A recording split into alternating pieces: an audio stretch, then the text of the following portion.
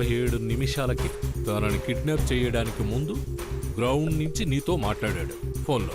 కరెక్టే సార్. అవును సార్. 8:30కి నువ్వు అతనికి ఫోన్ చేస్తావు. అప్పుడు నాట్ రీచబుల్ వచ్చింది. 8:30 తరువాత 10:14కి బాక్స్ నుంచి తను నీకు ఫోన్ చేశాడు. ఇప్పుడు వీటన్నిటి మధ్యలో 8-9 ఈ టైంలో టీ షాప్ నుంచి తనకు ఫోన్ చేశావు. అవును సార్.